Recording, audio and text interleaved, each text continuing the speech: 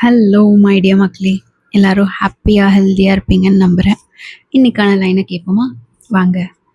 சோதனைகளின் மூலம்தான் நல்லொழுக்கம் வளர்கிறது, அதுவே ஆண்டவனின் விருப்பமாகும்.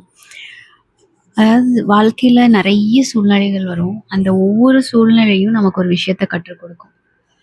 கற்றுக் கொடுக்குற விஷயம் நம்ம வாழ்க்கைக்கு பயனுள்ளதாக இருக்கும். அது ஒரு எக்ஸ்பீரியன்ஸ் மூலயமா நடக்கலாம், இல்லை நடக்கிற ஒரு விஷயம் நம்மளுடைய கேரக்டரை மாற்றலாம்.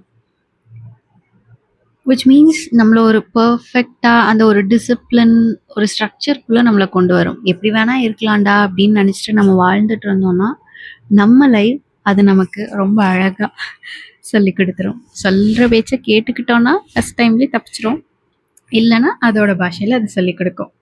அதோட பாஷையில் சொல்லி கொடுத்துச்சுன்னா நம்ம அதை தாங்குவோமான்னு எனக்கு தெரியல.